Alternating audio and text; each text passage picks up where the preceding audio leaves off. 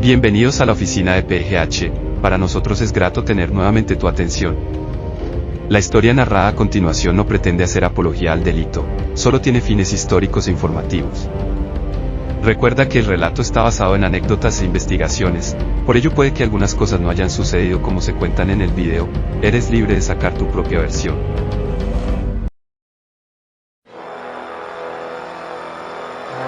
En torno a la depravación para la que, de verdad, no se puede encontrar un nombre apropiado, hubo en Medellín decenas de abusos contra mujeres. Es que los bandidos más cercanos a el doctor, como el Monito, la Kika, Tyson y otros, veían en una cafetería, en la calle, en un teatro, a una muchacha o a una señora que les gustara y encañonaban a su esposo, a su novio o a quien estuviera con ella, y se la llevaban. Luego le mancillaban la honra.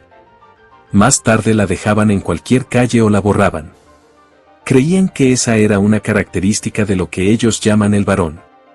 Cuando la policía capturó por primera vez a la Kika, él tenía a una muchacha ultraje en aquella casa, ella les dijo que la habían llevado a las malas y que, justo en ese momento, escuchó a otro hombre que la iba a colgar de una viga en el segundo piso.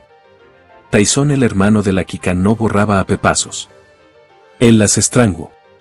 Todo esto coincide con los primeros días de febrero de 1993, cuando la empresa de Medellín inició una de sus más macabras persecuciones. Y esta vez, contra las mujeres que habían servido, en noches de pasión, a los rufianes de la organización, incluyendo al propio doctor. Los cuerpos de mujeres empezaron a aparecer en carreteras desoladas de Envigado, Medellín, La Estrella, Itají y Bello, algunas, con horribles señales de tor y otras muerte múltiples impactos de pepas. Para ese entonces, las muertes de 19 mujeres se convirtieron en un verdadero misterio para los investigadores del bloque de búsqueda.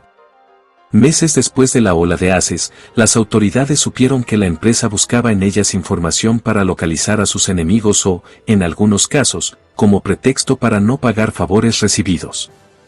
Tal es el caso de Charón, que fue borrada. A Charón la erradicaron porque no quiso entregar a un muchacho que ella conocía. La mujer se había metido en muchos problemas porque era muy candela, conocía a todos los pillos y era amiga cercana. Pero se mantenía en muchos líos. En febrero de 1993, la llamaron a la casa y le dijeron que se vistiera toda de blanco, que iba a conocer unos amigos. Ella se fue supuestamente para la fiesta y no volvió. La Tort le dibujaron la cara con un cortaúñas. Quedó toda dibujada, vuelta nada. A sus atacantes no les importó que la mujer estaba en embarazo, que tenía 3 meses, y que tenía una niña de 9. Después que la dibujaron, le dieron como 28 pepas. Eran del grupo de Pablo. Charón vivía en un apartamento por el Poblado y le había tocado salirse del barrio Buenos Aires porque la iban a borrar. Recibía amenazas de muerte.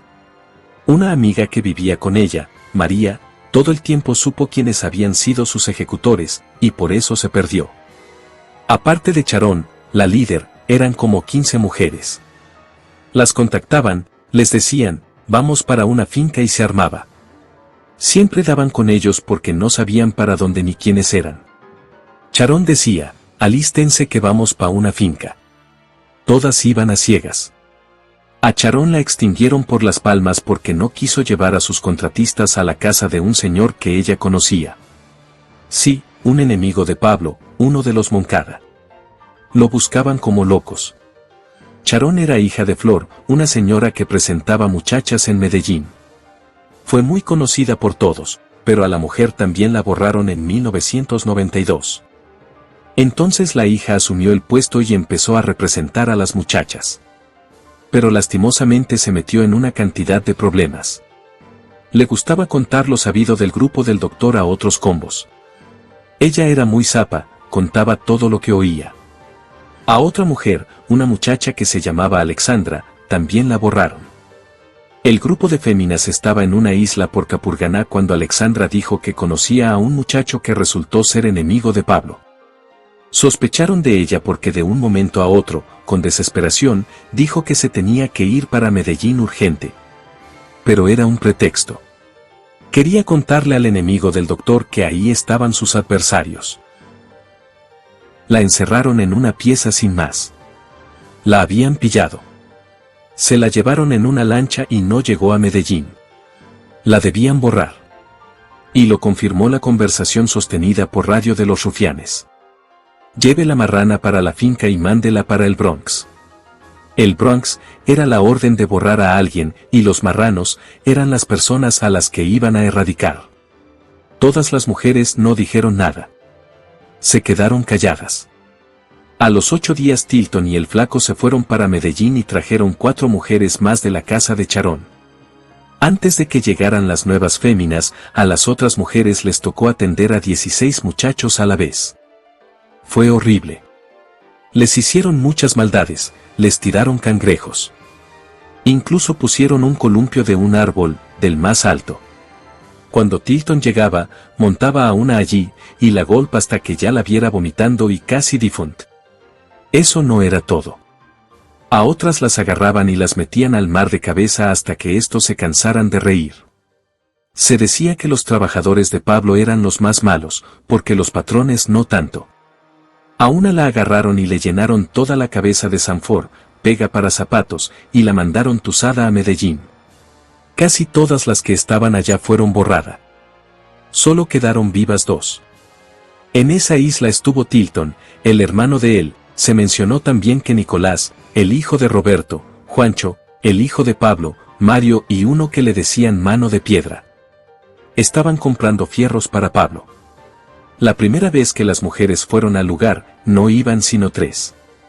Eran como 16 hombres y había sido un despelote horrible. En esos días fue cuando el helicóptero en que los bandidos venían se cayó. Se explotó al lado de estos y se tuvieron que venir. Los hombres habían salido del aeropuerto de Olaya. Cuando llegaron esas 4 muchachas, hubo una que también conocía a Moncada.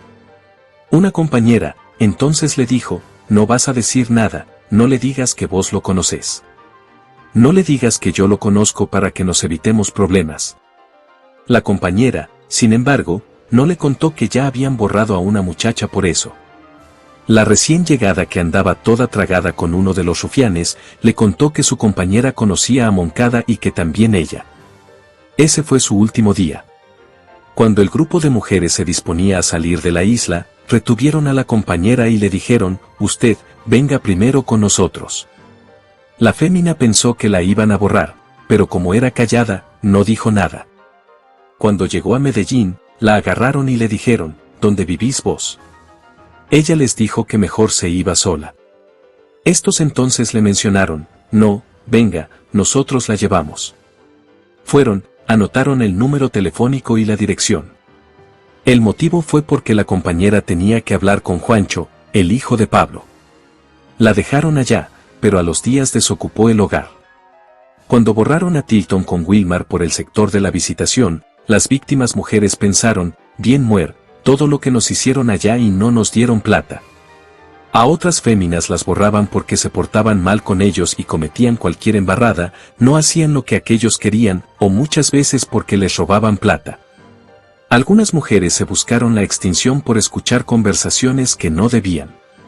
Muchas veces, los trabajadores de Pablo las agarraban y se las llevaban para una fincas. Ahí les decían, bueno, hijue, tenés que comerte estos 5 que hay aquí. Chicas que se ranchaban y ahí mismo y las borraban y las tiraban en la carretera. Las borraban por borrarlas, por ver caer, como dice el cuento. A una de varias le hicieron una cruz de pepas, le meto un palo por esa parte. La encontraron vuelta nada, por la carretera al mar. La tortu. Muchas sufrían. A esa muchacha la acusaron de que sabía de los enemigos de Pablo. A otra la llevaron a la catedral. Fue llevada por medio de Pirri, un amigo suyo. Fueron como 4 mujeres. Llegaron como a las 8. No les dijeron nada cuando llegaron. Las dejaron pasar sin problemas. La mujer primero se quedó un rato con Pablo, pero después lo vio todo callado y se fue con uno de los trabajadores que estaban con él. A las féminas les tocaba estar con todos los que estuvieran, pero primero era él. La chica se quedó con él, en el billar, y luego culminó con lo que fue a hacer, en un sofá que había ahí. Pablo no le hizo nada fulminante. No la golpeó ni nada.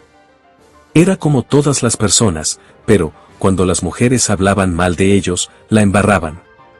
El doctor era como muy callado, como pensante. Lo que hacía, lo hacía cómplice y ya. Salía ahí mismo a fumarse un cigarrillo con verde, pensativo. Fumaba verde, solo eso. Pablo a muchas peladas les regalaba motos o les daba 500 o 600 pesos después, cuando ya se iban a ir. Él nunca hablaba de problemas, más bien les decía que se portarán muy bien, les mencionaba, no sean mal habladas, por eso es que las mat. Si una mujer se enteraba de algo delicado, no lo debía contar. No debía piconear en otra parte. De lo contrario, se empezaba a regar el cuento, y aparecía afinada. El mágico no hablaba de nada de las cosas de él. Las féminas simplemente iban a lo que iban. Los que eran más groseros eran los trabajadores de Pablo, los que estaban en la catedral. El grupo de mujeres se quedó como 2 horas en la catedral. Les dieron de a 300,000 pesos a cada una. A otras les regalaban motos y eran coronadas como reinas o modelos. A cierta fémina una vez le regalaron un carro, pero como a los 20 días se lo mandaron a quitar, era un Renault 9 nuevo. Gracias por llegar al final del relato.